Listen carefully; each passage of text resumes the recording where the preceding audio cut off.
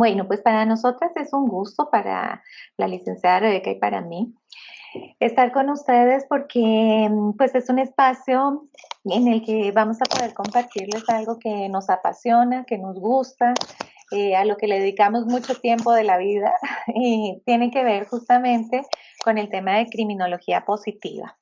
Ya hacia el final vamos a hablar también un poquito de lo que es la victimología positiva, pero en principio vamos a enfocarnos al concepto de criminología positiva. Y las alternativas que nos da en el propósito que tenemos, yo creo que todos los que estamos aquí en la sala reunidos, de contribuir a la prevención de la violencia, de la delincuencia, pero no solo de prevenir ese tipo de comportamientos, sino de ir un poco más allá. Nuestro propósito de contribuir a tener sociedades más justas, nuestro propósito de tener sociedades más seguras, más cooperativas y solidarias. Ese es nuestro objetivo y en este sentido, bueno, lo que les vamos a compartir el día de hoy es básicamente un trabajo que se ha venido desarrollando sobre búsqueda de información de qué es la criminología positiva, por qué consideramos importante tener un concepto como este, incorporarlo incluso como una materia. Nosotros dentro de la Benemérita Universidad Autónoma de Puebla tenemos un programa en criminología, se creó en el año 2010. Y desde el año previo a su creación estuvimos proponiendo tener una materia con este nombre y una materia que no fuera optativa, una materia que fuera parte de la columna vertebral de la licenciatura. Y de hecho, en el mismo perfil de egreso, nosotros introdujimos desde el inicio, desde la creación del programa, una parte que tiene que ver justamente con el interés del desarrollo de sociedades más justas y seguras, que tiene que ver con el concepto, el constructo de criminología positiva.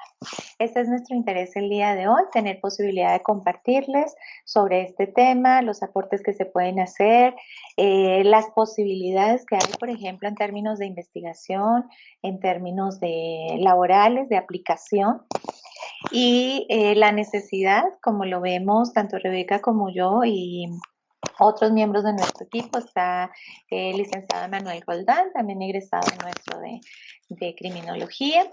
Está la maestra Patricia Colín, que está en Morelia, la doctora Luisa Greenhouse, que, bueno, básicamente lo que hemos estado haciendo es recopilar información sobre prevención, qué funciona en la prevención del delito de la violencia y qué nos llevaría a fortalecer una cultura de paz en nuestras comunidades, en nuestras ciudades y obviamente pues en nuestro país, que es lo que quisiéramos, ¿no? Entonces, bueno, en esta línea de ideas vamos a estar hoy junto con Rebeca. Hemos decidido hacer esta charla conjunta porque, bueno, esta fue su tesis de licenciatura, entonces, obviamente, ¿quién mejor para compartirles este tema que la misma Rebeca? Y yo, bueno, porque parte de mi proyecto de investigación, parte importante, tiene que ver con la criminología positiva. Fíjense cómo son las cosas de la vida. Yo propuse esta materia antes de que se iniciara el programa en la UAP y nunca había tenido posibilidad de impartir la materia como tal. Y este año pues ya finalmente hemos podido impartir la materia y digo hemos porque también hacen parte de esto los demás miembros del equipo. Entonces, bueno, la idea es poderles compartir esto y tener la posibilidad en principio de un diálogo dual con Rebeca, ahí comentando algunas cosas.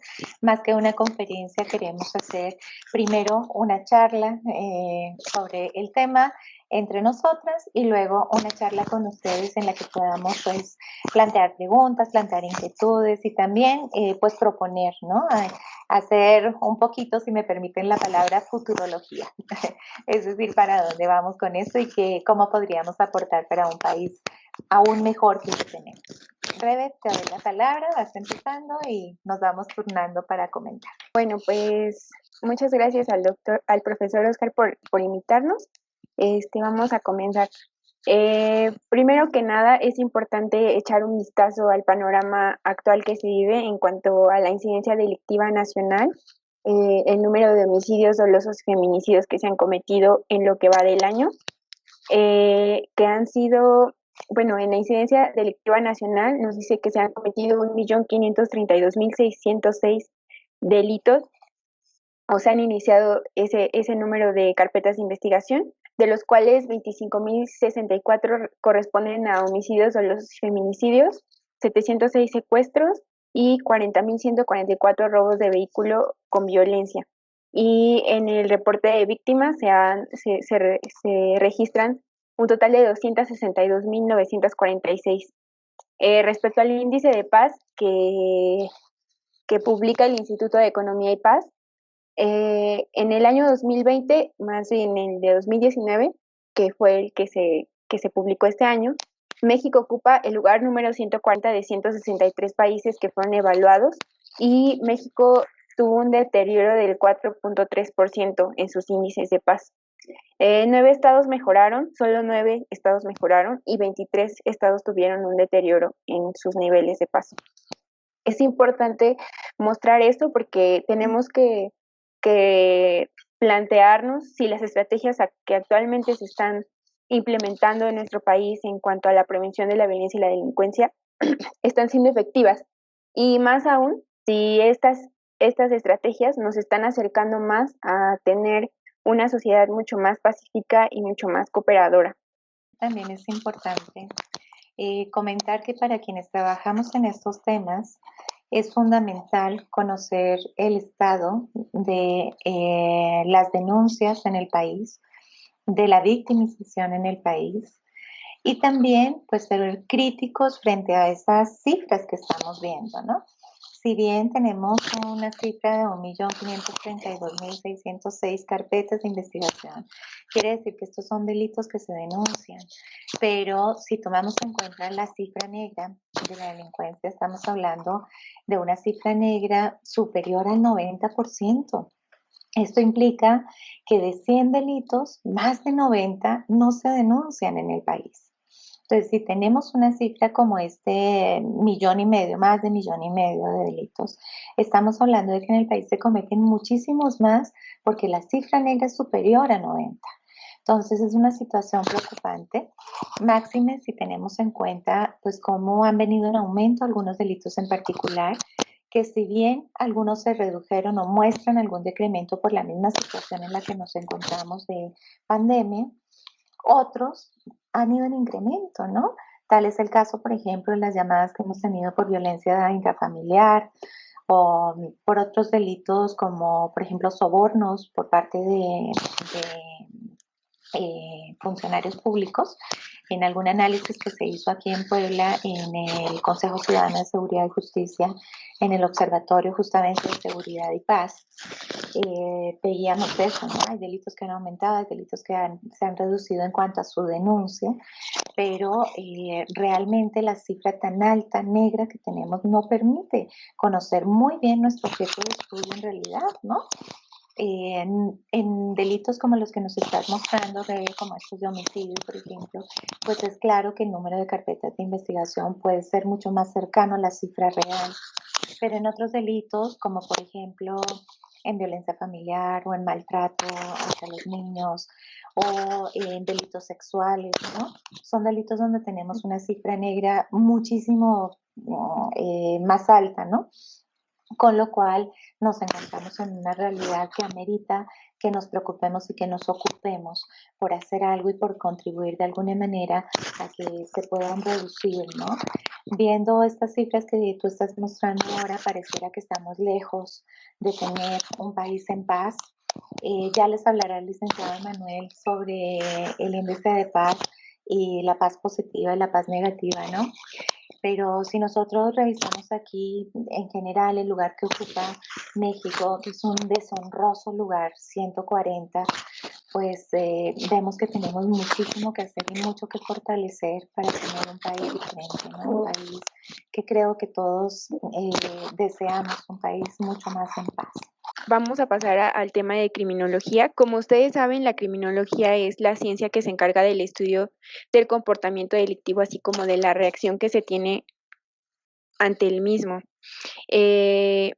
Históricamente se ha intentado o se ha buscado a través de conocer las características, factores y procesos que guían a una persona al comportamiento violento y delictivo con el objetivo de prevenir la violencia y la delincuencia. A este enfoque de conocer lo que guía el comportamiento delictivo lo vamos a llamar como el enfoque tradicional de la criminología, a lo que los creadores de la criminología positiva conocen como enfoque negativo. Y recientemente, no tan recientemente, en el año 2011-2010, surge un nuevo concepto que lo que busca es dar otro enfoque diferente al tradicional, en el que no solamente vamos a buscar, no nos va a interesar más bien buscar qué guía a una persona al comportamiento delictivo, sino más bien qué factores evitan en primera instancia que las personas se acerquen a este tipo de comportamientos, así como qué factores asisten a las personas a alejarse del comportamiento delictivo.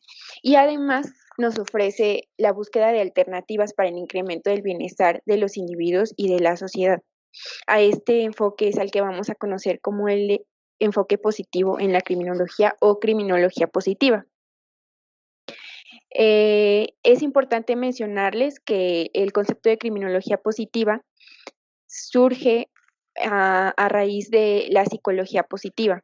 Es importante, pues, es como es un preámbulo hacia la criminología positiva. Este concepto fue introducido en 1999 por Martin Seligman cuando fue presidente de la Academia Americana de Psicología y de la Asociación Americana de Psicología, disculpen, y pues surge como una reacción a este énfasis excesivo en los aspectos destructivos y negativos de los seres humanos. Lo que buscaba Martin Seligman es la búsqueda la búsqueda de la promoción del bienestar en lugar de hacer foco en las patologías de los seres humanos. Y él nos dice que para contribuir a un óptimo desarrollo del funcionamiento de las personas, grupos o instituciones, es importante el fomento de las fortalezas personales, el funcionamiento humano positivo y el optimismo. Tiene eh, un campo subjetivo de investigación en el que se exploran las experiencias pasadas, presentes y futuras de la persona respecto al bienestar, la alegría, la satisfacción, la esperanza y la felicidad, así como en las fortalezas humanas como el perdón, el amor y el coraje, y las aportaciones que el individuo puede hacer a la sociedad. No solamente se busca que el individuo alcance su bienestar, sino que en ese bienestar pueda contribuir algo a la sociedad. Si bien les comentaba al inicio, la criminología positiva es una continuación de la perspectiva positiva en psicología, debido a que cambia esta perspectiva de énfasis en lo destructivo, en las patologías, hacia este otro enfoque que es en lo positivo.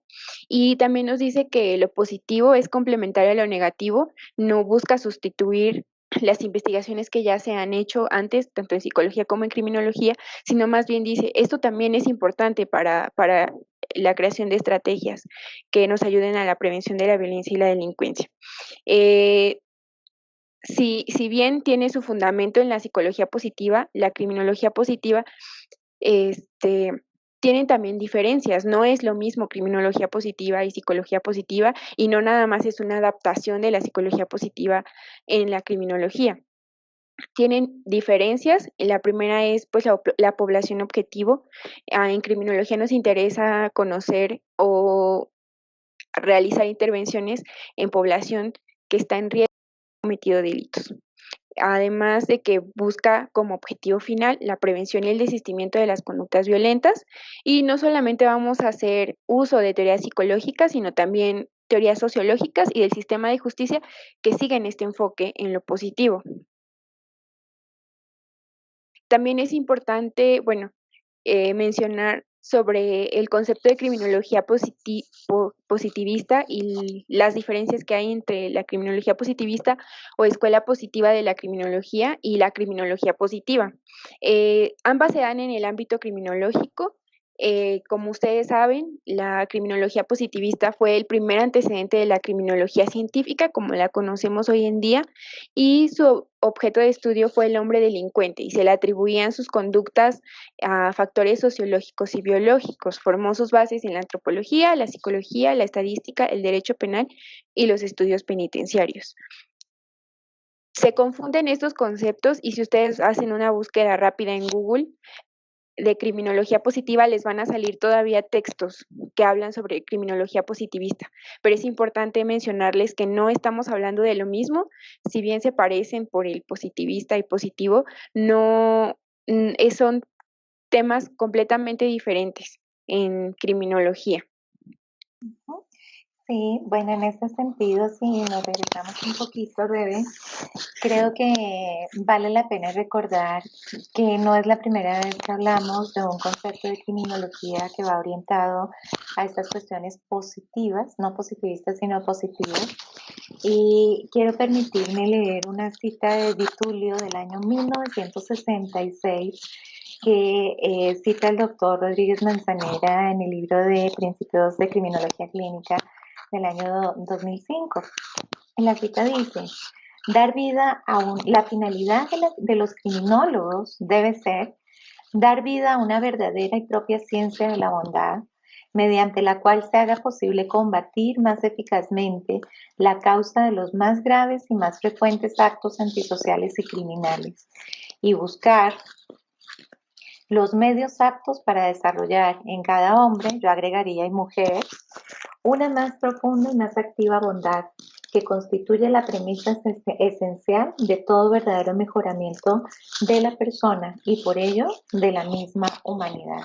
Creo que es una cita muy bonita y muy precisa de lo que busca la criminología, a veces desde la psicología criminológica y desde la criminología, o no tanto a veces, la mayor parte del tiempo y el mayor énfasis teórico de la psicología criminológica y de la criminología suele ser en los factores de riesgo y suele ser en la conducta delictiva, violenta. Sin embargo, lo que vemos es que existe también una corriente o una propuesta que no es tan nueva, como bien lo decía Rebe hace un momento, en la que también nos preocupan otras cosas que tienen que ver con la bondad, que tienen que ver con el bienestar, que tienen que ver con el lado positivo del comportamiento humano. Si solo estudiáramos el lado negativo, por ejemplo, los factores de riesgo o la conducta delictiva extrema, pues difícilmente podríamos hacer programas de prevención efectivos, como lo vamos a ver más adelante. Solo quiero terminar este comentario con respecto a lo que tú estabas presentando, diciendo que la escuela positivista, que como bien lo dice Bebe, está ligada al origen científico de la criminología, es una criminología que ha hecho grandes aportes, es una escuela de la criminología que ha hecho grandes aportes para fundamentar desde la ciencia, desde los estudios, desde los datos, las propuestas que se hacen en criminología, ¿no? Las teorías. Entonces es una escuela muy importante, pero evidentemente no es lo mismo que el concepto que estamos mencionando aquí de criminología positiva en la línea de ese antecedente que nos comentabas de la psicología positiva.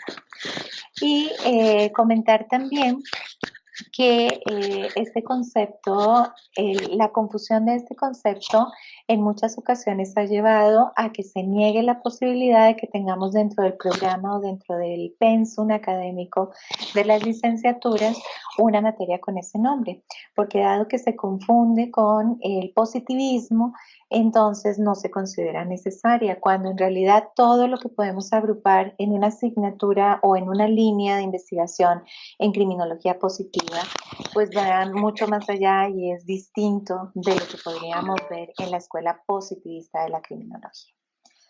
Te cedo la palabra, Rebe. Gracias. Les comentaba que vamos a hablar un poquito entonces sobre los antecedentes del concepto de criminología positiva. Es importante ver el origen, de dónde viene o dónde surge este concepto para poder entender mejor lo que se busca con este nuevo enfoque. Como bien les mencionaba hace un ratito, es un concepto relativamente nuevo, como tal, criminología positiva. Surge en el año 2010-2011 con el profesor investigador y criminólogo clínico, y a quien es considerado el padre de la criminología positiva, Nati Ronel. Él, como les menciono, es un criminólogo clínico que trabaja en los centros penitenciarios en Israel. Y en este trabajo, como criminólogo clínico, él realiza investigaciones en las que ofrece eh, una explicación al comportamiento delictivo con una fenomenología de la conducta criminal a la que él denomina criminal spin. Él dice que este criminal spin o esta espiral criminal eh, conlleva dos características importantes: el poder, la habilidad que tiene la persona para cometer un delito y la necesidad que tiene una persona para cometer un delito. Él nos dice, bueno, el poder, el yo puedo de esta conducta delictiva puede resarcirse con el internamiento, ¿no? En muchos casos. Sin embargo, la necesidad de cometer esta conducta delictiva no desaparece por ejemplo, con el encarcelamiento, con el encierro, no desaparece. Entonces ofrece él una solución que es la criminología positiva para disminuir esta necesidad que tienen las personas de cometer delitos. Vamos ahí a darnos cuenta que no solamente se trata de hacer intervenciones en las que impidamos a las personas que cometan delitos, sino tenemos que hacer un trabajo mucho más profundo en la persona, que le ayude a disminuir esta necesidad de cometer una conducta delictiva. La criminología positiva es un concepto nuevo que surge en el año 2011, pero como lo decía la doctora Luz Ángela, no es la primera vez que se habla no se habla de este enfoque positivo, no del concepto, sino del enfoque, de ver qué se puede hacer para que las personas no se acerquen al comportamiento delictivo y para disminuir este comportamiento. Sus propuestas no son novedosas, sin embargo, pues el concepto sí. Lo que buscó Ronell al introducir la criminología positiva fue conjuntar toda la información, todo el conocimiento, todas las investigaciones y a los investigadores que siguen esta línea a tener un espacio que se denomine criminología positiva para, para que tenga un nombre y además para invitar a los demás criminólogos, investigadores, académicos interesados a contribuir con más conocimiento. Y pues se han planteado ya algunas estrategias y acciones propias de la criminología en este enfoque de criminología positiva. Ahora bien, vamos a denominar positivo a aquellos factores que impiden que las personas se involucren en el comportamiento violento y delictivo, así como para que cesen en esas conductas en etapas posteriores de su vida, a todos aquellos procesos y fenómenos que ayuden a potenciar las cualidades prosociales de las personas y de las comunidades. Yo creo, Rebe, que aquí también vale la pena comentar, como bien lo decías hace un momento, el concepto de criminología es un concepto relacionado con el estudio del comportamiento delictivo, pero es un estudio integrador, no es un estudio únicamente de variables individuales. Y eso es supremamente importante porque abre un abanico de oportunidades impresionante, en el sentido de que no solo atendemos a las variables de las personas, sino que también nos interesan las variables de la comunidad, las variables del contexto, las variables situacionales en las que están las personas y que pueden favorecer un comportamiento o más bien conjuntos de comportamientos en una línea antisocial o de otro lado hay una línea prosocial, que es lo que buscaríamos más desde este enfoque positivo, ¿no? Creo que eso es algo importante. Sí. Es necesario, es indispensable continuar en la criminología con el estudio de las conductas antisociales, violentas y delictivas, así como con el estudio de las formas de control social que tenemos para poder contrarrestarlas. Pero desde la criminología positiva lo que decimos es que vale la pena dar estructura al estudio de los efectos, de las experiencias, de las emociones positivas con ese mismo objetivo preventivo, ¿no? En todos los niveles de prevención, pero que van a incluir este concepto positivo del que nos estás hablando. Sí. Y hablando de eso, la definición que la doctora y yo propusimos para cuando se realizó, bueno, cuando se hizo la tesis, es la siguiente, que habla precisamente de lo que nos menciona. Esta perspectiva criminológica lo que se encarga es de reunir y proponer teorías, modelos, políticas públicas, programas y factores tanto endógenos como exógenos que sean experimentados como positivos y que tienen una influencia en la prevención y la reducción de las conductas violentas, antisociales y delictivas, y que además propician el desarrollo de culturas pacíficas y el bienestar general de los individuos y de la sociedad, sobre lo que nos comentó hace un momento la doctora.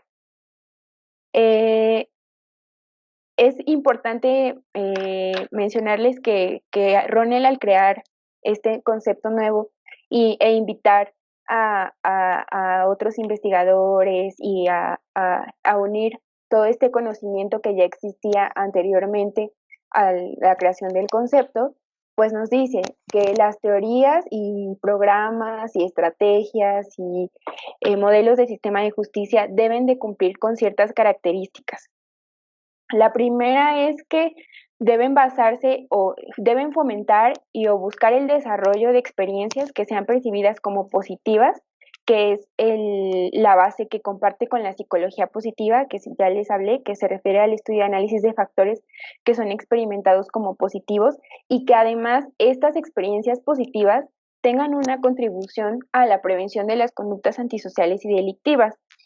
Esta característica se basa en la teoría de las emociones positivas, que lo que busca es conocer el impacto de las experiencias positivas en la prevención de la violencia. Entonces, no solo vamos a buscar experiencias positivas para nuestras estrategias, sino que éstas deben de contribuir directamente a la prevención de las conductas antisociales y delictivas. Y finalmente, deben estar basadas en la integración social, intrapersonal y espiritual. De acuerdo con Ronell, la comisión de un acto delictivo implica un sentimiento de separación del individuo que comete el acto con la sociedad, con la víctima en general. Y lo que la criminología positiva debe hacer o debe encargarse con sus estrategias es resarcir este sentimiento de separación, contribuyendo a la inclusión social, a, a la intrapersonal, que el individuo conozca las necesidades psicológicas de sí mismo y además de una integración espiritual. Esta no se refiere específicamente en un contexto religioso, sino más bien que el individuo tenga una integración espiritual consigo mismo. A eso se refiere. Y después Ronell crea otra área que va en este sentido, pero no vamos a hablar de ella. ¿Algún comentario? De ir así, Rebe, creo que vale la pena comentar, si te regresas, gracias. Creo que vale la pena comentar justamente que una de las cosas que hemos encontrado en la criminología en general y que tiene que ver con estudios muy interesantes que son los estudios longitudinales, por cierto, pocos en el mundo, de los que no tenemos ninguno en Latinoamérica, pero que parte de lo que nos han dado estos estudios longitudinales, como por ejemplo el de David Farrington en Cambridge justamente, es que hay una serie de factores que a lo largo de la vida pueden aumentar la probabilidad, aumentar el riesgo de que las personas se involucren en una carrera delictiva, pero que también hay factores que pueden reducir ese riesgo. Ya vamos a hablar de eso más adelante, pero lo que no quiero dejar pasar por alto con esto que tú nos estabas comentando, que es fundamental en la criminología positiva, es esta parte de la integración social. Porque una de las cosas que se han encontrado tanto en los estudios longitudinales como en las historias de vida de personas que cometen delitos, es que hay experiencias, hay un gran historial de experiencias de rechazo social. Esto es justamente lo contrario de la integración, es justamente lo contrario de la aceptación, que son dos elementos fundamentales de la criminología positiva. Entonces, si bien el rechazo social tiene gran importancia para explicar el comportamiento violento, el comportamiento delictivo, el comportamiento psicopático. Las historias de las personas que presentan psicopatía están marcadas, muchas de ellas, por rechazo social, rechazo que va incluso desde la etapa prenatal y que se ve habiendo repetido a lo largo de la vida, ¿no? Entonces no es azaroso, no es algo que nos sorprenda tampoco que la integración y la aceptación social sean parte fundamental de esta propuesta de la criminología positiva. Dos elementos que vamos a encontrar repetidos en las propuestas que se hacen desde esta perspectiva criminológica para los programas de prevención y de intervención. Gracias, doctora. Ahora bien, vamos a comentarles sobre que la criminología positiva tiene su ámbito de aplicación en tratamientos e intervenciones tanto formales como informales en los diferentes niveles de prevención de los que nos habla la Organización Mundial de la Salud. También me gustaría recalcar el hecho de que la organización de las áreas de aplicación fue una propuesta que se hizo con la doctora con la investigación en el tema de criminología positiva. En los textos de criminología positiva no van a encontrar clasificada así las intervenciones o las estrategias. Pues tiene sus ámbitos de aplicación entonces en la prevención primaria, es decir, en aquellas estrategias que están encaminadas a evitar que problemas relacionados con las conductas delictivas sean una realidad. En la prevención secundaria y en la prevención terciaria, que se refiere a aquellas respuestas inmediatas a situaciones de delincuencia o a las intervenciones que se hacen después de la ocurrencia del delito. También en el ámbito de culturas de paz, hay que recordar que Mandela nos decía que para garantizarnos una vida libre de violencia debemos ser incansables en nuestros esfuerzos por lograr la paz, la justicia y la prosperidad. Por ello, a la criminología positiva le interesa la contribución a las culturas de paz. Y finalmente, en el ámbito de las víctimas, a la par del surgimiento de la criminología positiva, surge este concepto que es de victimología positiva, que lo que busca es reducir la victimización, la alienación social y el impacto negativo a través del énfasis en las fortalezas y las oportunidades de crecimiento de las víctimas. Tiene un fundamento importante en el perdón y la reconciliación. Y en base a esta clasificación encontramos diferentes estrategias y acciones. En la prevención primaria encontramos programas que hacen énfasis en los factores de protección y la resiliencia. En la prevención secundaria y terciaria tenemos a las teorías de desistimiento, a aquellos programas e intervenciones para personas que ya han cometido delitos, a la teoría de la vergüenza reintegrativa, a la exposición a la bondad, la sociología de la aceptación. Y en el fomento de culturas de paz tenemos a la criminología como agente de paz o peacemaking criminology, la justicia restaurativa y la justicia terapéutica. Vamos a hablar un poquito sobre estas estrategias.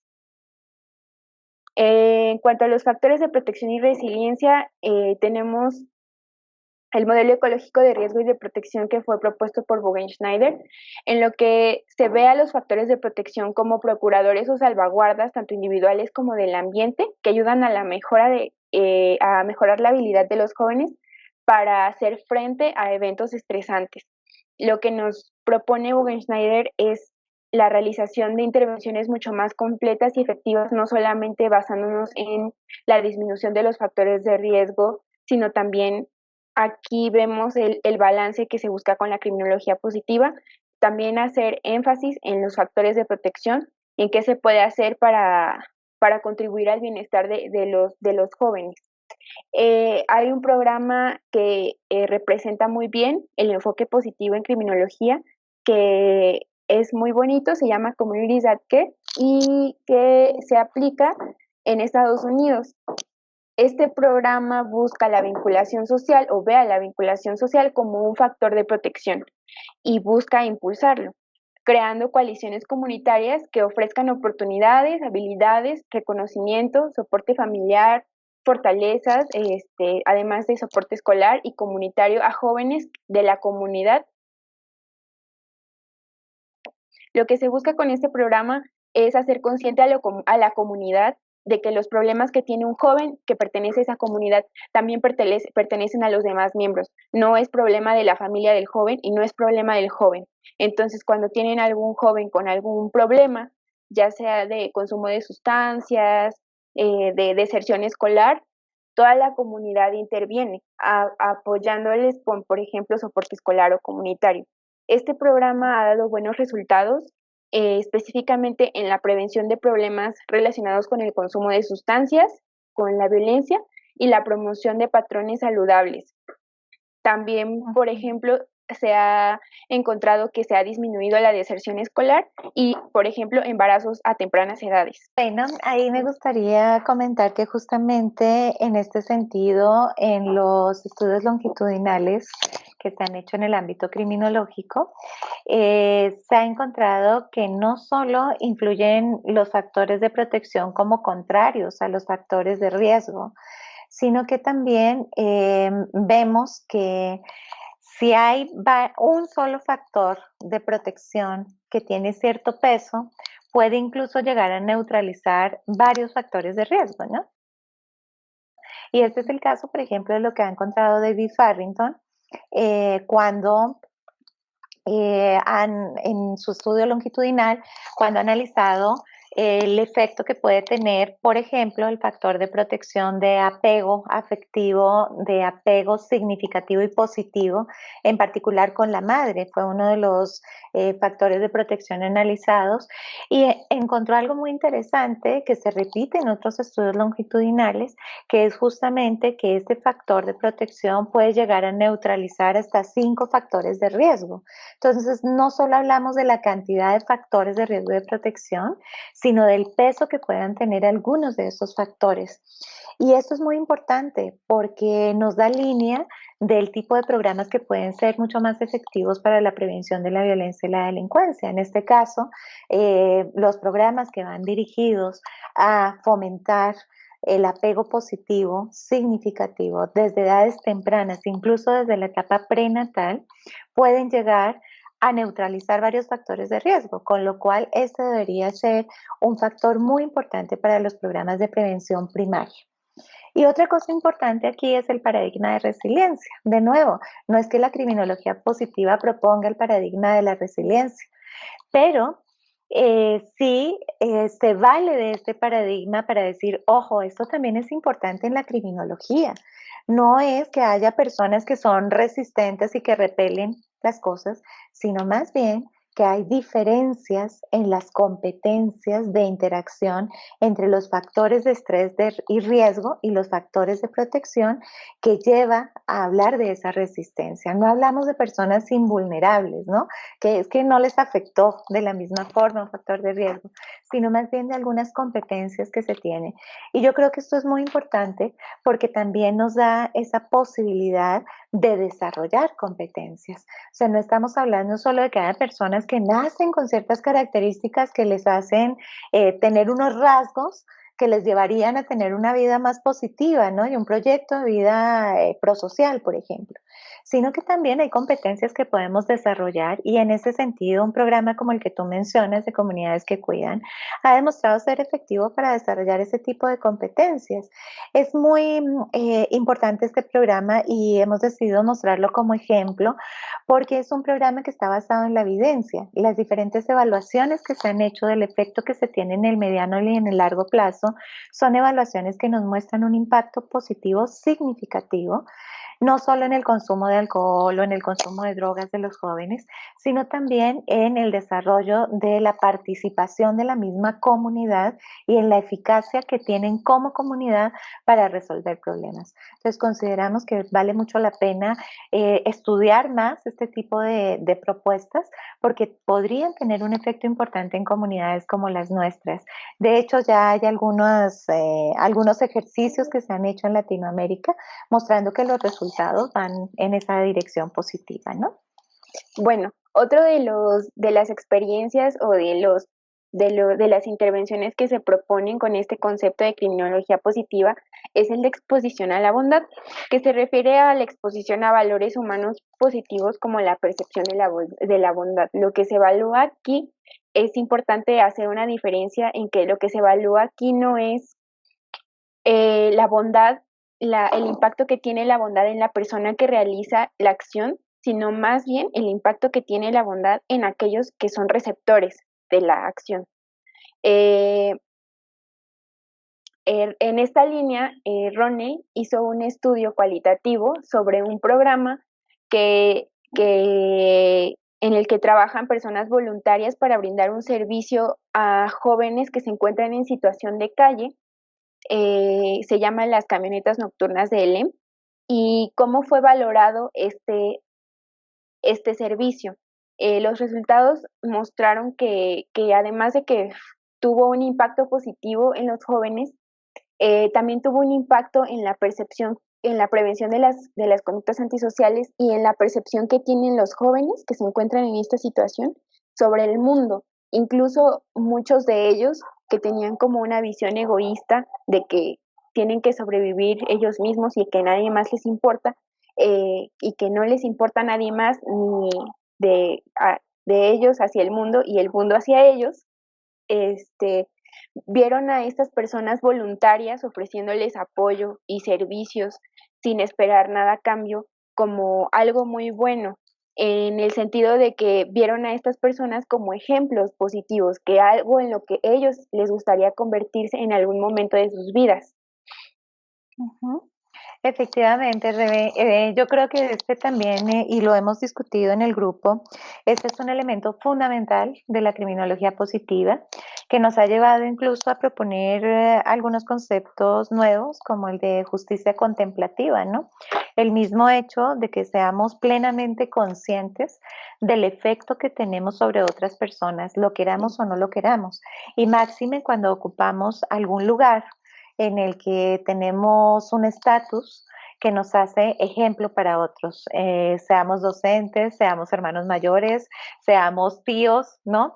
Y en el caso del sistema de justicia, los jueces, las personas que toman decisiones dentro del sistema de justicia, que atienden a las personas que llegan al mismo sistema, que es algo de momento cuando lleguemos al tema de justicia terapéutica. Pero quiero centrarme en la parte de exposición a la bondad, porque justamente una de las teorías más fuertes que hay en criminología para explicar la conducta antisocial, delictiva y violenta es la teoría del aprendizaje social. Aprendemos los significados, aprendemos de la conducta que vemos en otras personas, la imitamos, pero además esa imitación se fortalece cuando admiramos al modelo, cuando es significativo para nosotros ese modelo. En ese sentido, si nosotros vemos la misma teoría del aprendizaje social, pero con respecto a la exposición a la bondad, podríamos lanzar la hipótesis, efectivamente, de que la bondad también se contagia, la bondad también se imita. Vale la pena preguntarnos qué mundo queremos, un mundo en el que en el que los modelos que prevalecen son modelos de egoísmo, de arrogancia, modelos de violencia, modelos antisociales, modelos con rasgos psicopáticos. Ese es el tipo de personas que admiramos, a las que les damos premios, por las que votamos, por ejemplo, para que tomen decisiones por la mayoría. O queremos un mundo, queremos un espacio, una comunidad, una ciudad, un país en el que los modelos de bondad y los modelos de conducta prosocial sean los modelos que reciban consecuencias positivas por ese tipo de conductas y de actitudes. ¿Qué es lo que queremos potenciar? Algo está claro y es que los seres humanos venimos preparados para la guerra, pero también venimos preparados para la paz, citando el Manifiesto de Sevilla de 1989. Usualmente cuando empezamos a hablar de criminología positiva, nos gusta hablar del Manifiesto de Sevilla y de este tipo de ideas y de propuestas, porque con frecuencia se nos vende la idea, y más cuando estamos estudiando estos temas, ¿no? De violencia y de delincuencia, que los seres humanos venimos preparados para ser violentos, que somos violentos por naturaleza. En realidad somos agresivos por naturaleza, tenemos esa posibilidad innata, viene con nosotros. No es gratuito que en nuestro cerebro tengamos una amígdala como la de un tiburón, la de un depredador, pero también tenemos un sistema cortical, una corteza cerebral y un lóbulo frontal, por ejemplo, que se ha desarrollado con millones de años de evolución, que nos permite autocontrolarnos, que nos permite anticipar consecuencias, que nos permite resolver problemas. Y bien lo decían en el 89 los neurocientíficos que se reunieron y que formularon este manifiesto de Sevilla, que luego publicó la UNESCO, en la que decían, no nos equivoquemos. Si bien venimos preparados para ser agresivos, por supuesto, para defendernos, para defender a los nuestros, para defender nuestra vida, nuestra integridad o la de nuestros cercanos. También venimos preparados para lo contrario. Millones de años de evolución nos han legado la competencia, pero también nos han legado la cooperación. Si no cooperáramos, si no ayudáramos al otro y si no nos ayudaran, no estaríamos aquí. No sería posible la supervivencia de nuestra especie. Y en ese sentido, creo que un primer elemento para trabajar en estos temas es estar convencidos de que es posible, porque muchas de las cosas que nos encontramos es la resistencia. Consideramos que dado que somos violentos es muy poco lo que podemos hacer para cambiar ese tipo de comportamientos. Pero cuando asumimos una visión distinta, una visión desde esta perspectiva de que efectivamente también venimos preparados para otras cosas y tenemos elementos para desarrollarlas y para promoverlas, no solo hay factores de protección de los que hablábamos hace un momento, que son aquellas variables que predicen una baja probabilidad de cometer delitos en personas que están expuestas a diferentes factores de riesgo, ¿no? No solo son esos factores que amortiguan los efectos de los factores de riesgo, también hay factores de promoción, también existen los factores de mejora que predicen la baja probabilidad de vinculación con conductas y situaciones problemáticas desde antes.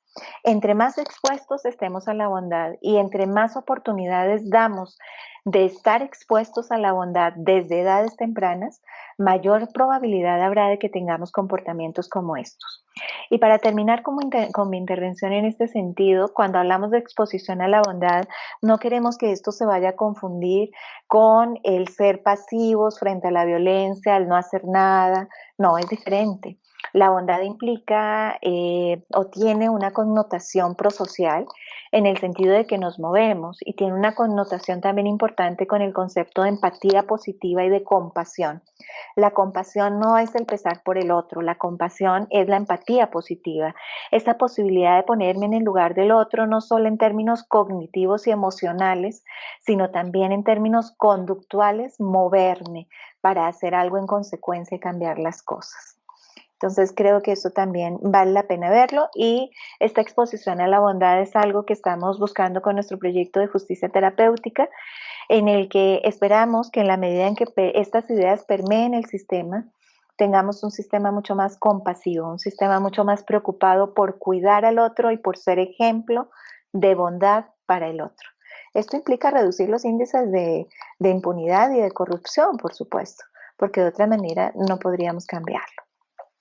Eso era todo, Rebe. Gracias, profesora. Ahora bien, otra de las teorías que resultan relevantes para la criminología positiva es esta teoría sociológica propuesta por Vaughan y Taylor en el año de 1987, que lo que busca es conocer cómo las personas con atributos desviados son aceptados por otra persona, por un grupo o por la comunidad y la sociedad en general. Ronner y Nisha proponen la aplicación de la aceptación social en el ámbito criminológico en cuanto a las relaciones entre agresores a través del uso de elementos positivos y las presunciones humanas mutuas como el perdón, el altruismo y el agradecimiento. La aceptación social no se refiere a una aceptación incondicional respecto al individuo que ha cometido un delito. Es importante dejar eso claro. No vamos a aceptar a una persona que cometió un delito. Lo que se busca con la aceptación social es fomentar que las personas que han cometido delitos tengan este interés por cambiar su conducta, por cambiar su estilo de vida, y entonces sí se va a aceptar socialmente a la persona que está trabajando arduamente por cambiar su comportamiento, su estilo de vida. En este sentido, está estrechamente relacionado con la responsabilización, que es también otro elemento de la justicia terapéutica.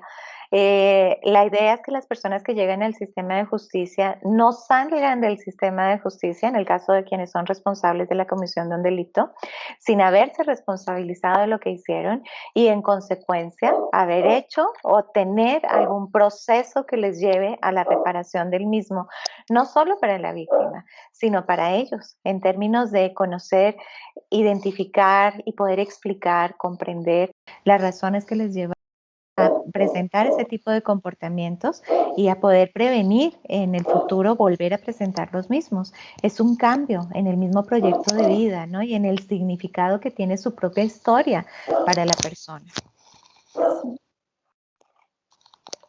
En cuanto a la prevención terciaria, vamos a encontrar aquellos programas que pues son para personas que ya cometieron delitos. Y en la experiencia de Ronil y Dana Segev, en el año 2013 publican un artículo en el que proponen principios que dirigen el comportamiento del personal de prisión para con los internos, en los que nos dicen la proporción de cercanía humana, de ser ejemplos personales positivos, de modelado prosocial, optimismo y esperanza pueden ayudar a que las personas que se encuentran dentro de un centro penitenciario tengan un proceso de desistimiento exitoso. Entonces, la criminología positiva desde este ámbito no solamente nos cambia el enfoque en cuanto al estudio, en cuanto a qué vamos a buscar conocer, qué más vamos a investigar, sino también nos propone y busca que nosotros, qué es lo que nosotros como criminólogos o como funcionarios públicos que trabajan dentro del sistema de justicia penal podemos aportar a que los procesos de desistimiento sean, qué es lo que nosotros podemos contribuir para que estos procesos sean mucho más exitosos y mucho más efectivos con estos principios. Además, se encuentra también un programa que se llama, que fue un curso de meditación vipassana en una prisión, en el que de igual manera fue un trabajo que se hizo de forma voluntaria con los internos. Y lo interesante de este programa es que como tal la meditación pues tiene, nos pone en un contexto diferente, ¿no? Nos enseña a estar presentes en el aquí y en el ahora, a reducir los niveles de estrés, por ejemplo, al control de la ira. Sin embargo, lo que más interesó o lo que más tuvo un efecto en los internos que fueron expuestos a este programa no fue como tal el curso de meditación, sino más bien que este curso fue impartido por personas voluntarias.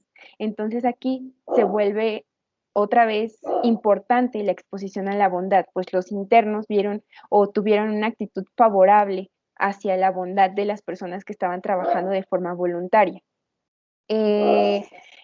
Uno de los primeros estudios que se hizo cuando surge el concepto de criminología positiva fue la investigación que hizo la investigadora Eti Elisha, que se refiere en el que buscó factores endógenos y exógenos que contribuyeron a la recuperación y transformación del estilo de vida de algunos internos en 2 prisiones en Israel y encontró que la aceptación social y la exigencia del cambio, lo que les mencionaba hace rato, por parte de las personas cercanas a los internos, fueron importantes en que estos tomaran la decisión y trabajaran por la transformación de su estilo de vida. Entonces, este estudio pues nos da un panorama respecto a lo que la aceptación social puede ayudarnos a mejorar, más bien puede ayudar a las personas que han cometido delitos a, a tener procesos de desistimiento mucho más efectivos. En este sentido, creo que vale la pena volver sobre los estudios longitudinales porque de nuevo esta variable de rechazo social, tanto de los estudios longitudinales como de las historias de vida y los perfiles que se hacen de personas que han cometido delitos y en particular delitos graves, ¿no? Delitos violentos, nos muestran que el rechazo social está asociado con desconfianza. Son adultos, en este caso cuando hablamos de la prevención terciaria, que tienen dificultades para confiar en otras personas, para establecer vínculos afectivos de confianza. Y este tipo de exposición a la bondad y la posibilidad de ser aceptados socialmente parece tener un efecto importante justamente en esto, en ese tipo de experiencias negativas que han tenido a lo largo de la vida. Cuando se da la oportunidad de ser aceptados dentro de un grupo, algo fundamental para cualquier ser humano, pero que además se da la oportunidad de ser reconocido como es, con todo y la responsabilización de lo que ha pasado a lo largo de su vida. No hay que decir mentiras, no hay que inventar historias, es reconocer lo que se ha hecho y a partir de ello construir, que es también un elemento muy importante en el paradigma de la resiliencia.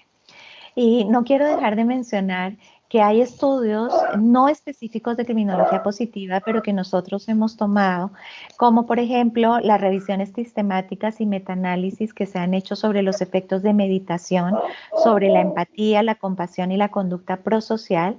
Está el estudio, por ejemplo, que hizo el equipo de Luberto, que publicaron en el año 2019 en la revista Mindfulness, y encontramos un efecto significativo positivo de este tipo de programas, con lo cual vemos una línea esperanzadora. Como bien lo decía Rebe hace un rato, hay muchas cosas que todavía no sabemos de la criminología positiva, pero lo que sí vemos es una serie de evidencia que nos muestra una ruta esperanzadora, como lo comentaba hace un momento, en términos de poder no solo reducir el comportamiento delictivo, sino también, y si me permiten utilizar el término, de reducir sufrimiento y de contribuir a proyectos de vida positivos y a proyectos de vida felices. No es gratuito y ahora también Rebe les va a comentar que dentro de la criminología positiva ya también se hacen estudios de felicidad con poblaciones que son de nuestro interés, ¿no? Y cómo el experimentar bienestar influye en que estemos más o menos dispuestos a tener comportamientos antisociales. Creo que esa también es una línea bastante nueva y que nos mueve pues a hacer investigación en ese sentido, ¿no? Sí, en cuanto a las teorías del desistimiento, también es importante recalcar que estos estudios y estas teorías no surgen con el concepto de criminología positiva, sino más bien ya existían. Y lo que interesa aquí es que se hace un cambio de perspectiva. Se sabe actualmente con los estudios realizados, con las investigaciones, que que los factores detrás del inicio de una conducta delictiva van a ser diferentes a aquellos que estén detrás del abandono del delito. Estas teorías se refieren a aquellos estudios que son realizados, que sugieren que aquellos factores que están detrás del inicio de una conducta delictiva son diferentes a los que, a los que van a ayudar a que esa persona deje de cometer delitos. Lo que con estas investigaciones son el cuándo, el cómo y el por qué hay un cambio en la conducta delictiva en una persona que tiene carrera delictiva. Se busca comprender el proceso por el que pasa una persona que ya ha manifestado este tipo de comportamientos para dejar de hacerlo con el paso del tiempo, ya sea de forma definitiva o con recaídas. Y vamos a encontrar tres perspectivas teóricas relevantes en el desistimiento, que se refieren a las teorías de maduración, en la que se exploran las conexiones entre la edad y determinados comportamientos delictivos, y pues establece que a mayor edad hay menor probabilidad de delincuencia. Aquellas teorías de los vínculos sociales se refiere a aquellas en las que mientras más vínculos se tenga una persona en la adultez temprana, ya sea con la familia o un empleo, tendrá muchos más motivos para corregir el camino. Y las teorías narrativas, que nos destacan la importancia de la transformación en los elementos subjetivos de las personas, por ejemplo, en su identidad, en lo que se ve reflejado en el cambio de sus motivaciones, mayor preocupación por otros y más consideración hacia el futuro. Este tipo de investigaciones resultan fundamentales y se les ha dedicado gran parte bueno, más bien mucho esfuerzo en años recientes, porque nos da elementos claves para los programas que podamos hacer de prevención, que podamos procurar justamente oportunidades para la maduración, oportunidades para fortalecer los vínculos sociales.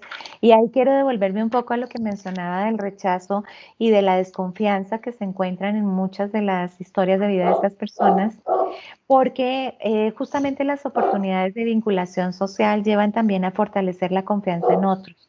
De pronto para algunos es la oportunidad de ser conscientes de que es posible confiar en otras personas. El solo hecho de tener la experiencia de poder confiar en alguien, de poder establecer un vínculo seguro con alguien, puede llevar a un cambio significativo en esas mismas narrativas que se tienen, ¿no? De la propia historia y de lo que puede ser de ahí en adelante su propia historia. Entonces creo que, bueno, esto es algo que da para muchas horas. Solo la parte de desistimiento es muy robusta en términos de investigación. Tú tenías, creo, una diapositiva que creo que valdría la pena mostrarles un momentito. Ah, bueno, la que presentabas al principio, donde está Maruna, que es uno de los autores que más ha trabajado justamente el desistimiento, pues para que lo tengan en cuenta quienes estén interesados en este tema, ¿no? Ahí tenemos mucho por hacer en desistimiento. Sí, también es importante destacar el hecho de que no existen estudios en México sobre desistimiento específicamente adecuados, bueno, a nuestro contexto, ¿no? Específicamente que se hagan en México. Y Sí, es ahí tienen temas para tesis. sí, es un campo muy amplio y que está sin explorar en nuestro país. Ujú. Otra de las teorías importantes o que destaca la criminología positiva es esta elaborada por Braithwaite, en la que la de la vergüenza reintegrativa, en la que se busca una desaprobación social, más bien, en la que se considera que la desaprobación social genera un efecto en las emociones de los agresores. Este puede ser una vergüenza reintegrativa o una vergüenza estigmatizada, y lo que se busca es que esta desaprobación respete a la persona para que genere esto una vergüenza reintegrativa. Termina con el perdón y no pone etiquetas. La vergüenza estigmatizada, por el contrario, no respeta a la persona, no perdona y además etiqueta. En este proceso de reinserción lo que se rechaza la conducta delictiva, se genera un sentimiento de vergüenza hacia ella, hacia la conducta, no hacia la persona, al mismo tiempo que se expone a la aceptación de la comunidad. Volvemos a lo mismo de aceptación y responsabilización de lo que ya les hablábamos, y esta teoría provee un sustento importante a la justicia restaurativa. La criminología como agente de paz o Peacemaking Criminology fue elaborada por Richard Kinney y Harold Pepinski en el año de 1991, también es reciente. Se plantea la criminología como un agente de paz, como un medio para hacer justicia, pero además también como un modelo filosófico para vivir la vida. Lo que busca es la transformación del sistema de justicia a un sistema mucho más servicial, que sea más comprensivo, que perdone y que sea mucho más compasivo.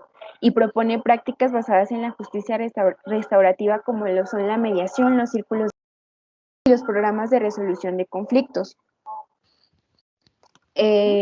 La justicia Bueno, terapéutica, que la doctora es experta, entonces. bueno, en este sentido tenemos dos grandes líneas. Por un lado, la justicia terapéutica, por otro, la justicia restaurativa, que no son lo mismo, pero son complementarias.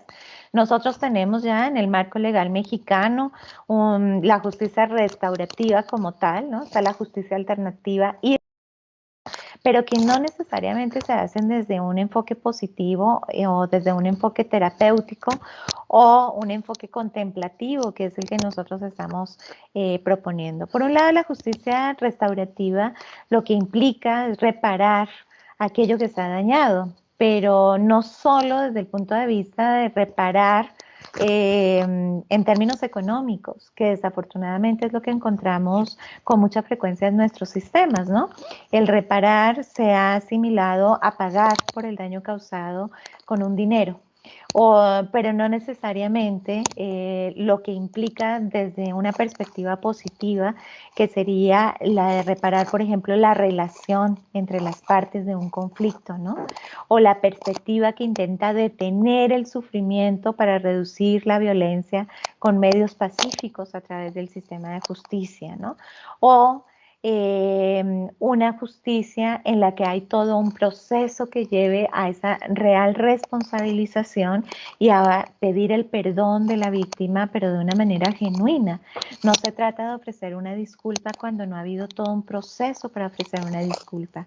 Hace unos meses, en este marco de la pandemia, solicitaron al Consejo Ciudadano de Seguridad y Justicia que pudiera apoyar en un proceso de descongestión de las cárceles, descongestión de los centros de reinserción. Y una de las cosas que se pretendía hacer era contribuir a pagar, o más bien ayudar a quienes no tenían la parte económica resuelta, ¿no? A pagar una multa. Y pagando la multa iba a poder salir. Esto sin lugar a dudas es interesante y podría haber resultado bien, pero le falta la otra parte, ¿no? No es solo decir me disculpo y doy este dinero y ya con eso se resuelve el asunto, sino que desde una perspectiva positiva tiene que haber todo un proceso de responsabilización que lleve al final a reconocer qué fue lo que se hizo, por qué se hizo y que esto realmente lleve a un proceso de perdón genuino, ¿no? De solicitud de perdón genuino.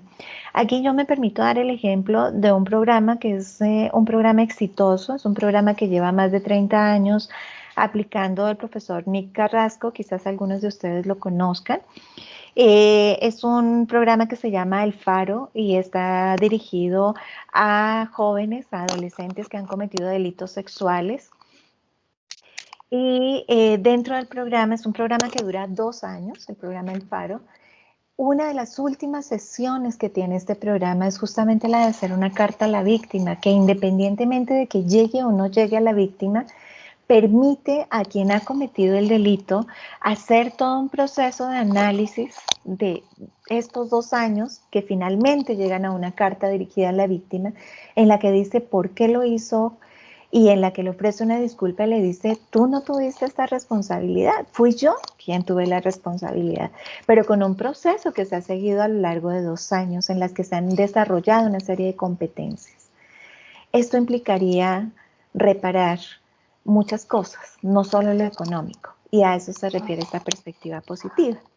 Y la justicia terapéutica, por otro lado, me voy a regresar, la justicia terapéutica lo que propone es que el sistema de justicia se ocupe realmente de quienes llegan al sistema y de quienes están en el sistema. Es una preocupación genuina no solo por las personas usuarias, sino también por quienes se encargan de administrar y procurar justicia. Haciendo una revisión del concepto de justicia terapéutica en el año 2014 con la magistrada Belinda Aguilar, encontrábamos que la primera vez que se usó el término terapéutico en español, que fue por 1555 más o menos, fue un término utilizado para hablar de cuidar al otro. Eso es lo que buscaríamos del sistema de justicia, que sea un sistema que se ocupe de cuidar a quienes están en el sistema, sean víctimas o sean agresores.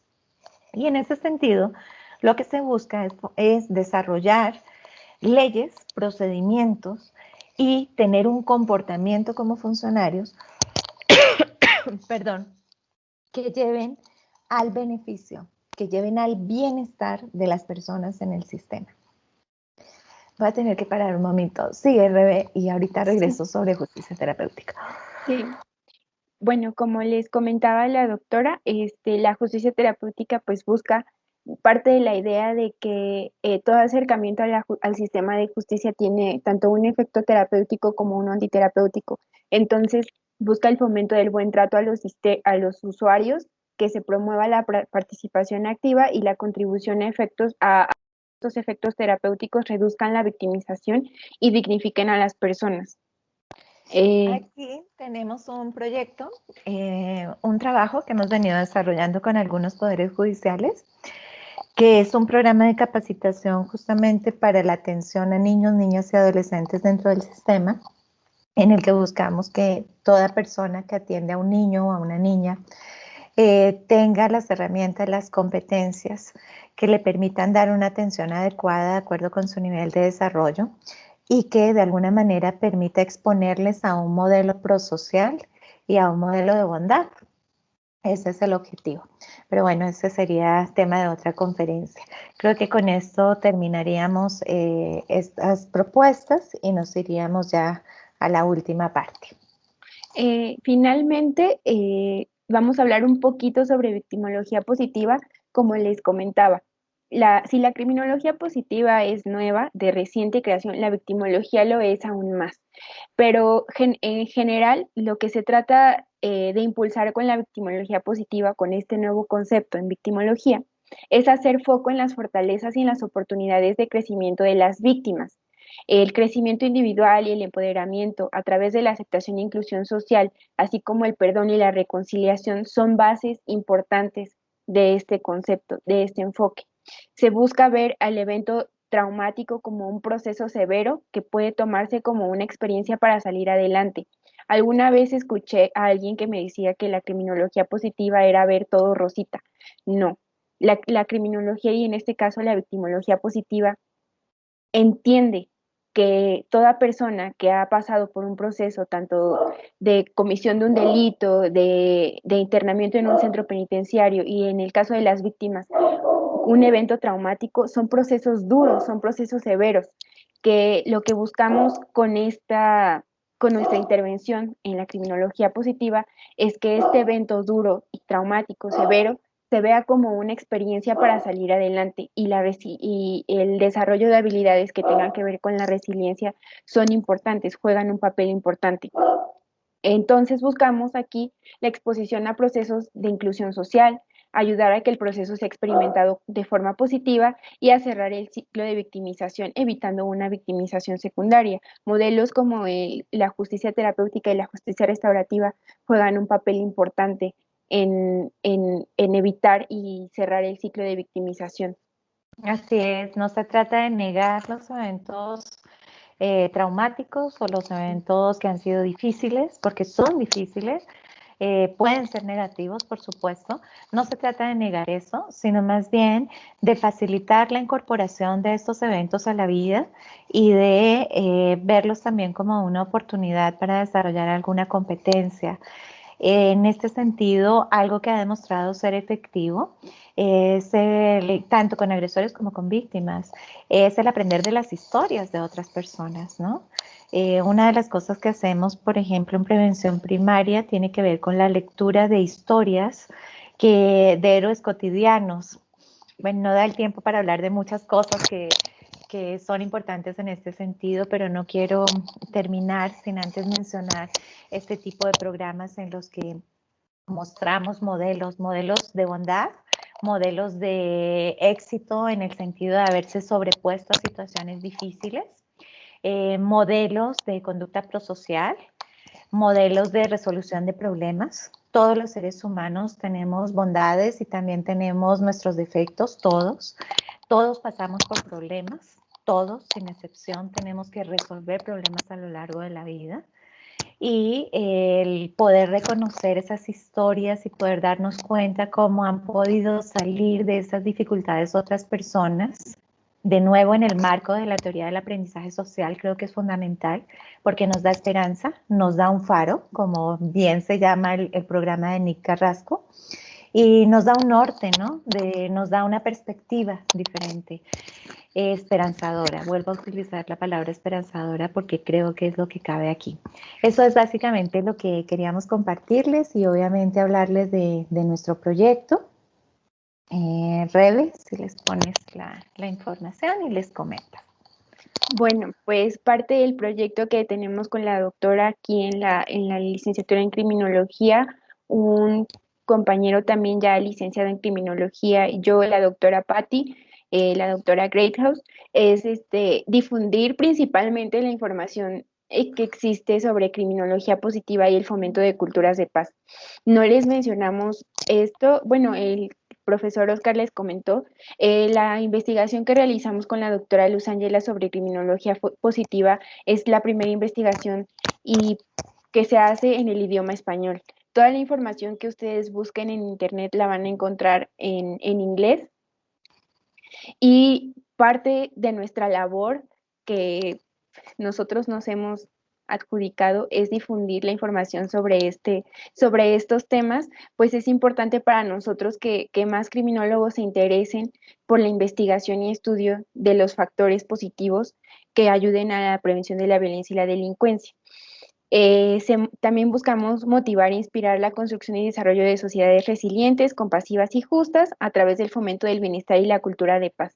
Nos pueden encontrar en Instagram como @crimipositiva, en Facebook como Criminología Positiva, ahí a un ladito tienen el logo, esta es nuestra foto de perfil, y en Twitter también como Crimipositiva.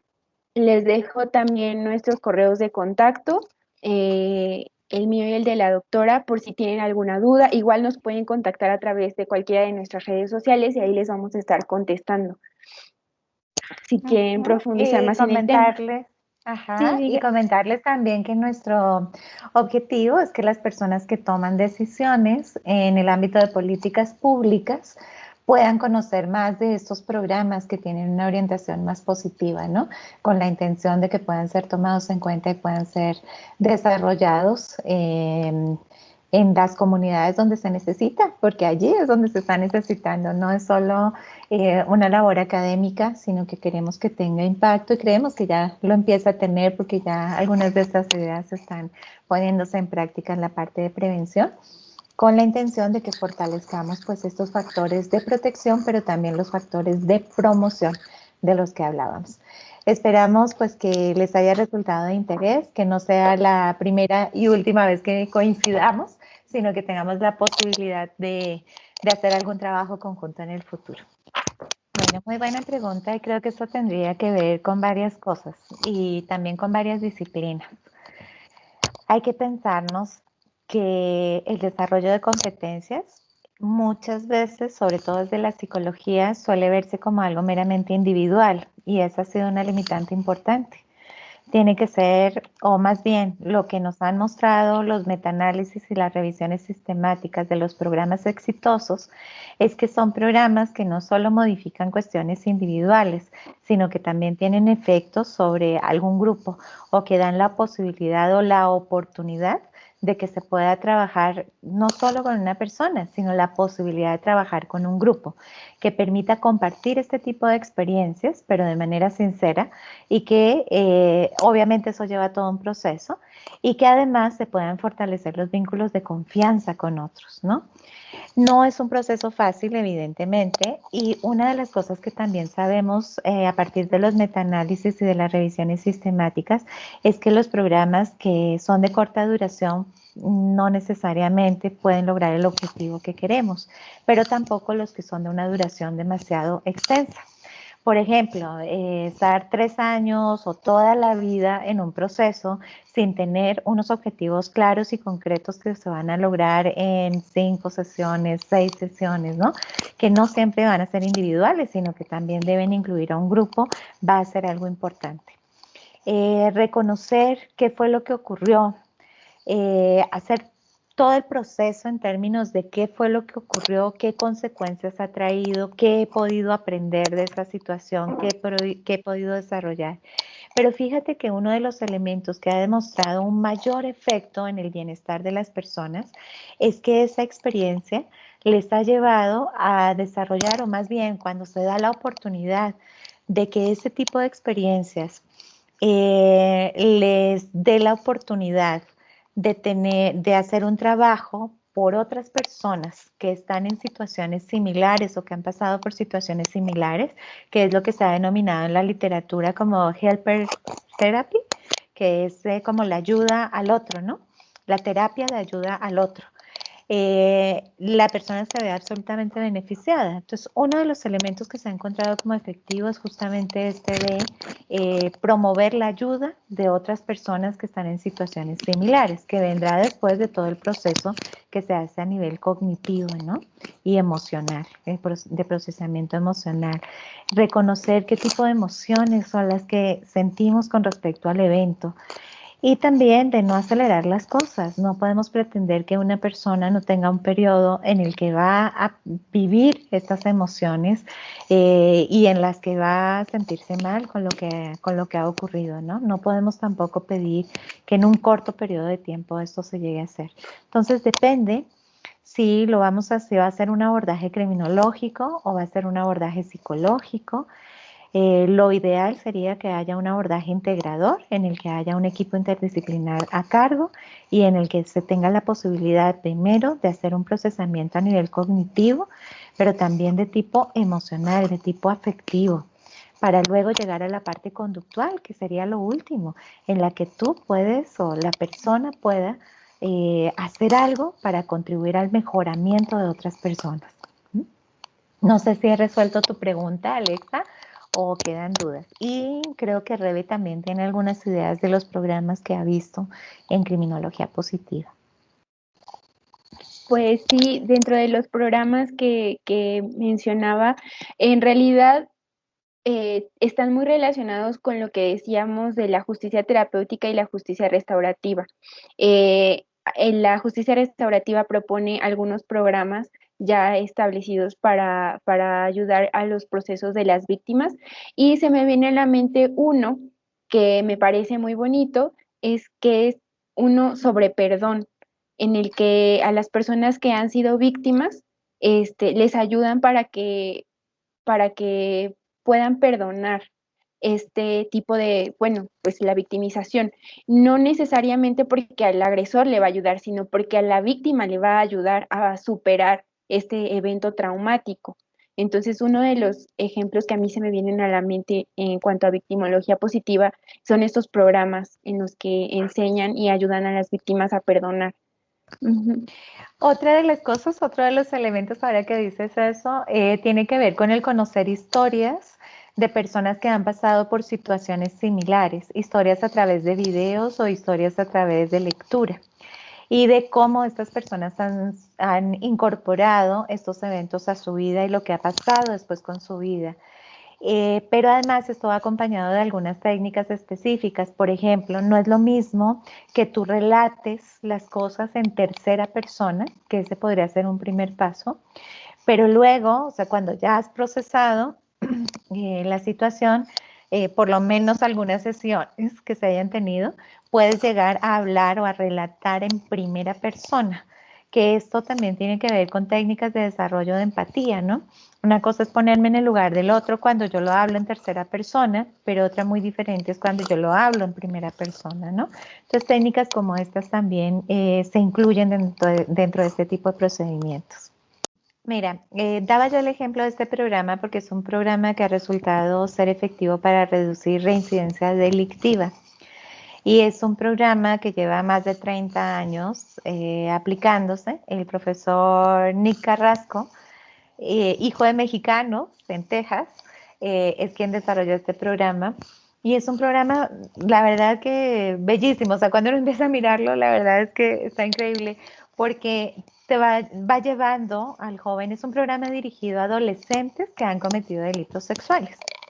Entonces, se les da la oportunidad a los jóvenes de elegir y a sus familias si eligen este programa como medida, ¿no? Como consecuencia legal, o si se les priva de la libertad. Este programa se desarrolla en libertad, se desarrolla en comunidad, pero pues tiene sus reglas, ¿no? Una de las reglas es que tienen que ir a las sesiones, por lo menos, tiene que ser una vez por semana durante 2 años. Pero además tienen que hacer las tareas, o sea, no es solo que vayan, sino que tienen que hacer tareas durante 2 años. Y esas tareas implican que van haciendo unos registros, el manual El Faro, que publicó el doctor Nick, justamente lo que trae sesión por sesión lo que se hace durante esos 2 años. Y algunas tareas las ve y tiene que firmarlas los papás, otras tareas las tiene que firmar el profesor, otras tareas las tiene que firmar de que las revisó alguien de la comunidad o ese tipo de cosas. Pero también se les hacen, por ejemplo, pruebas para ver que no hayan consumido drogas o alcohol en el tiempo que están en libertad y demás. O sea, es un programa muy bien estructurado. Y las cartas no es que les mande las cartas a las víctimas, no. Es todo un proceso en el que, por ejemplo, las primeras sesiones lo que aprenden es a identificar qué estímulos hubo, qué cuestiones hubo que desencadenaron ese comportamiento sexual que llevó a cometer un delito, ¿no? Entonces empiezan a identificar todos estos elementos, factores de riesgo, y luego en el proceso también se van identificando, ten en cuenta que hablamos de 2 años, también se van identificando factores de protección, es decir, qué factores podrían llevar a reducir la probabilidad de que esto ocurriera en el futuro, ¿no? Por ejemplo, no, es que como yo estaba tantas horas con mi sobrinito ahí viendo la tele y además veíamos pues programas que no eran adecuados para niños, ¿no? Porque no hay ningún tipo de supervisión. Bueno, ¿qué pasaría si vamos cambiando el tipo de programas que se ven, el que haya supervisión, el que tú aprendas que si vas a estar solo con un niño, no vas a estar solo con el niño, vas a buscar otro tipo de actividad, vas a ir a otro lugar, etcétera, ¿no? Se empiezan a buscar maneras en que la misma persona va desarrollando como un radar, ¿no? De identificar aquellas cosas que aumentan la probabilidad de su conducta que llevó en primer término a estar en un problema legal. ¿No? Están en un problema legal. Entonces, una de las cosas que asumen es que están allí porque ha habido un delito. Y después de todo ese procesamiento en el que identifican qué fue lo que pasó, por qué se comportaron de esa manera, qué fue lo que hizo la víctima, también hay todo un trabajo en distorsiones cognitivas. Entonces, una de las distorsiones cognitivas es que pues ella me provocó o ella me coqueteó o a ella le gustaba, ¿no? Con respecto a la víctima. Distorsiones cognitivas muy comunes a los agresores sexuales. Esto también se trabaja en el programa. Entonces, se va viendo que es una distorsión. ¿Por qué es una distorsión? Bueno, porque es una idea que no tiene fundamento. Estamos hablando de alguien que tiene mucha más edad que el niño, ¿no? Al que ha abusado, que en realidad un niño no podría desear o estarle buscando o pedirle que hubiera un contacto sexual. O si lo hizo él como adolescente o ella como adolescente, tenía más herramientas que el niño más pequeño para poder gestionar su conducta y gestionar su excitación sexual y demás. Esto después de 2 años, les estoy resumiendo aquí rapidísimo, pero son sesiones de cada cosita que van trabajando. Y después de 2 años, ya la persona que ha entendido qué fue lo que pasó, cómo pasó, cuál fue su responsabilidad en todo esto, escribe una carta a la víctima pidiéndole perdón, diciéndole, mire, lo que ocurrió es que yo, ¿no? Y lo hace en primera persona, no sabía manejar mis emociones como tal, yo tal cosa, y al final le dice, te ofrezco una disculpa o te pido perdón por lo que esto te haya ocasionado, porque también he aprendido durante estos 2 años que lo que te pudo haber ocasionado fue angustia, te pudo haber ocasionado confusión, te pudo haber ocasionado dolor, o sea, también entienden las consecuencias que esto pudo tener en la víctima, y eso es lo que ponen en la carta. Al final las cartas pueden no llegar, porque además se les pregunta a la víctima, a las víctimas, si ellas desean leer la carta o no, ¿sale? Pero el fin último no es tanto que la víctima perdone al agresor, sino todo este proceso que lleva a reconocer la responsabilidad. Y al final con las víctimas también se les da la oportunidad. ¿Usted quiere leer la carta? Sí o no. ¿Usted quiere darle una retroalimentación? ¿Quiere darle una respuesta al agresor? Sí o no. Y se gestiona todo este proceso. Pero no es algo como de voy a pagar una multa o voy a pagarte un dinero y ya todo, porque volvemos a lo mismo en el sistema, ¿no?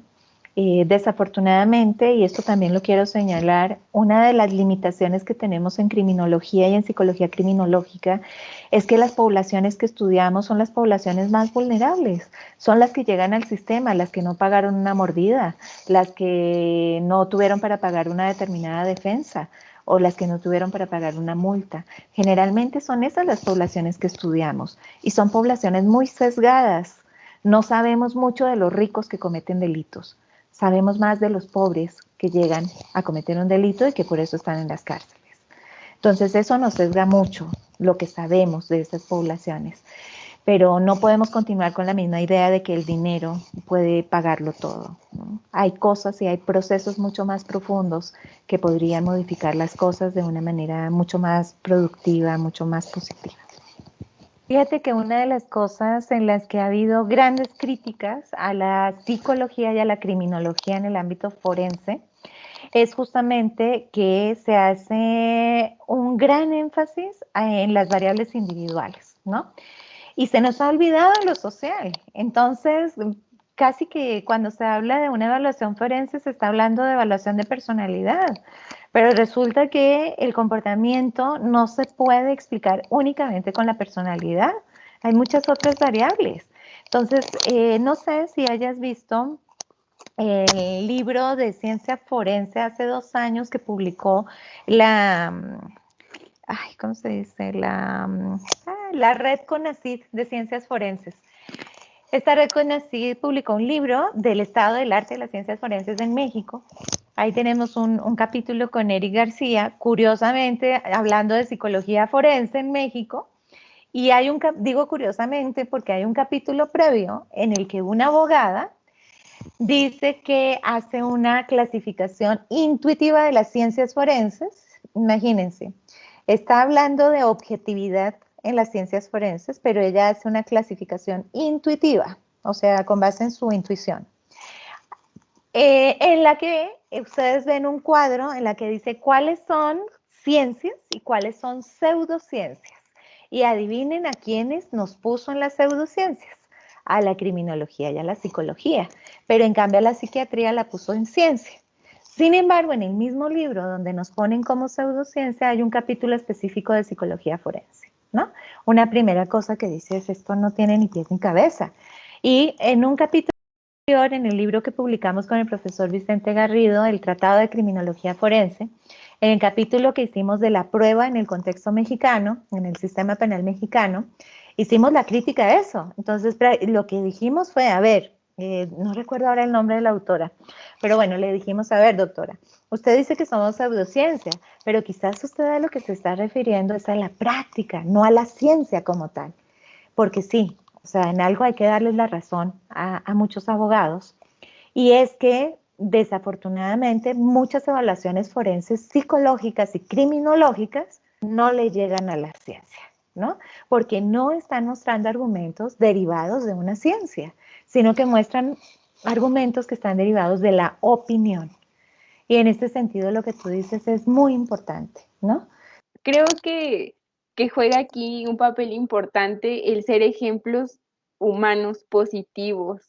Una persona que más allá de su formación académica, que su comportamiento corresponda demasiado a sus ideales, ¿no? Yo a la doctora Luz Ángel la veo así, no solamente como mi mentora, sino también como un ejemplo personal, no solamente en lo académico, sino también en lo personal, ¿no? Y bueno, en cuanto a mi experiencia personal, creo que hay algo que a mí algunas veces me han comentado cuando hablo de criminología positiva, es que se nota mucho como la pasión que hay en el cuanto al tema, ¿no? Desde el momento en el que decidí hacer la tesis sobre este tema, pues me enamoré por completo y creo que eso es algo muy importante. Debe ser alguien que crea en este tema, que no, que si bien dude de algunas cosas, tenga como fe en que en la ciencia y en el conocimiento se va a descubrir o vamos a hacer aportaciones que vayan en este sentido, porque no es como tener una fe ciega en cuanto a los supuestos de la criminología positiva, es más bien pues ponerlos en duda también y a realizar estudios que nos confirmen si funcionan o no.